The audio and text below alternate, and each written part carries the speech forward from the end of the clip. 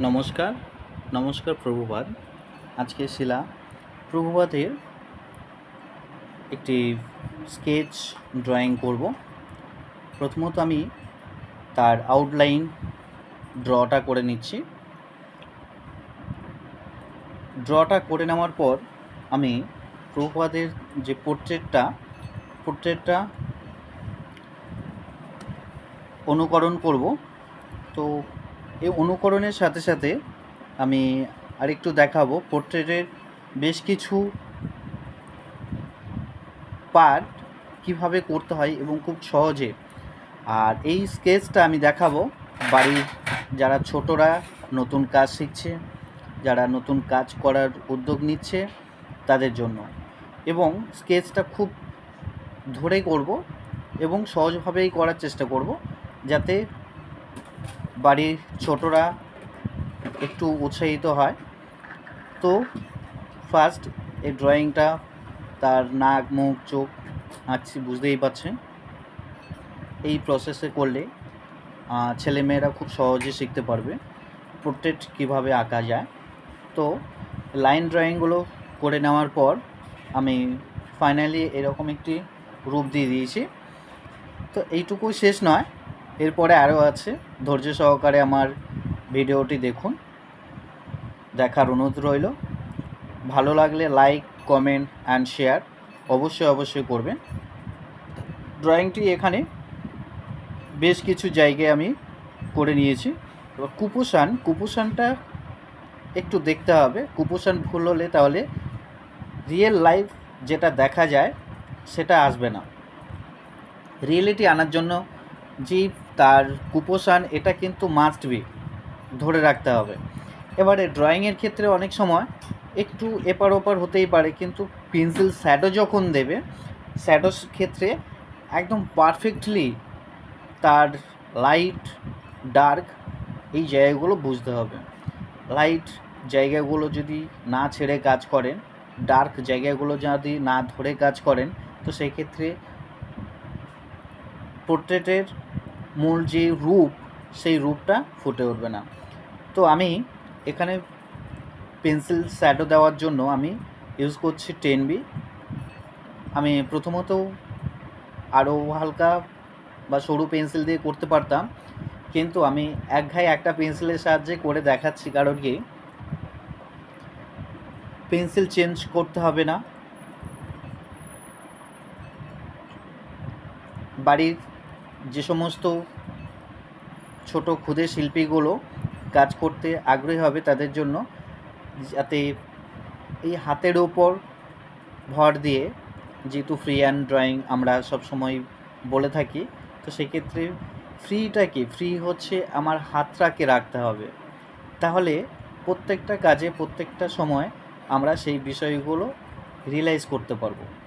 তো এই জন্যে আমি পেন্সিলটার পাল্টাইনি, একইভাবেই করছি। এখানে আমি আহামরি বিশাল দামি পেন্সিল বা খুব টুলস অনেকগুলো ব্যবহার করতে হবে, তো এটাও করিনি।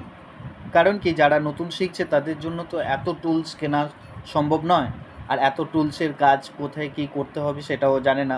অতএব কিনে বেকার নিজের ইচ্ছে শক্তিটা কমাবে, তাই একটা পেন্সিলের সাহায্যেই করছি। তো তাদেরকে বলবো যে পেন্সিলটা যখন ধরবে, হাতের উপরে পুরোটাই ছেড়ে দেবে। হাত যেমনটা ঘুরতে চাইছে, যেমনটা চাইছে তেমনটাই করতে দাও, আর নিজের অনুসরণটা ঠিকঠাক রেখো, এইটুকুই বলার। তো এবারে আমি পেন্সিল শ্যাডোটা, ডার্ক টোনটা বাড়িয়ে নিচ্ছি। আস্তে আস্তে আমার প্রভুপাতের যেই পোর্ট্রেটটা, সেই পোর্ট্রেটটা আস্তে আস্তে রূপ পাচ্ছে। তো বন্ধুদের সহযোগিতা না হলে হয়তো আমি এই কাজগুলো সবার সামনে তুলে ধরতে পারতাম না। যারা আমাকে এইভাবে পাশে থেকে এইভাবে সহযোগিতার হাত বাড়িয়ে দিলেন, আপনাদের হাতের ছোঁয়ায় আমার এই উৎসাহিত হওয়া। তো এইভাবে কাছে থাকবেন, পাশে থাকবেন, এইটুকুই বলার।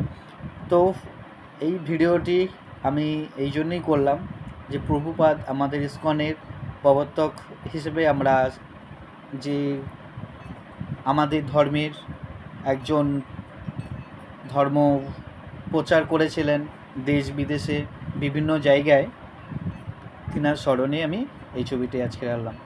তো কেমন লাগলো সবাই অবশ্যই জানাবেন, কাছে থাকবেন, এইটুকু বলবো। এবারে দেখতে থাকুন আমার ফাইনালি ড্রয়িংটি। যেহেতু অনেকটাই বয়স হয়ে গেছে, তো সেক্ষেত্রে আমি একটু মুখের মানে যে এক্সপ্রেশনটা সেটা সেইভাবে রাখার চেষ্টা করছি, আর মুখের যে ত্বকটা অনেকটা গুটিয়ে এসে সেটাও রাখার চেষ্টা করছি।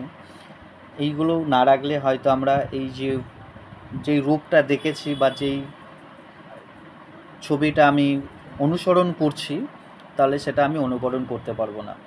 তো এই জন্যে পেন্সিলের সাহায্যে সেই মুখের টোন, যে লাইটনেসটা ডার্কনেসটা সেটা ধরে রাখার চেষ্টা করছি।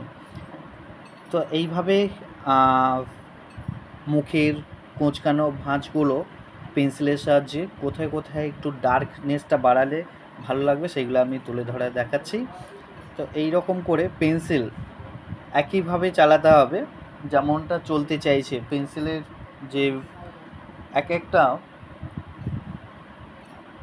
টোনের যে স্ট্রোকগুলো সেইগুলো এইরকম পারফেক্টলি ধরে কাজ করতে হবে। আমি গলার এই দিকটাই করছি, একটু ডার্কনেস না করলে মুখের তুলনায়, তাহলে এটা যে কুপোষণে একটা জিনিস আমরা যেটা করে থাকি সেইটু পার্টগুলো না হলে বোঝাতে পারবো না। যেইগুলো নিচে থাকে বা সামনে ফন্ডে থাকে সেইগুলো মানে একই হতে পারে না। তো তার জন্য যে নিচের অংশটুকু সেইগুলো আর একটু ডার্ক করতে হবে। তাই পেন্সিলটা একটু চেপে রেখে পেন্সিলের ওপর ভর দিয়ে পেন্সিলটাকে ভালো করে যে ডার্কনেসটা সেটা বাড়বে তবে পেন্সিলের ওপর প্রেশার ক্রিয়েট করলে। তো এইভাবে আমি ফুলের কাজটাও সেম একইভাবেই করছি।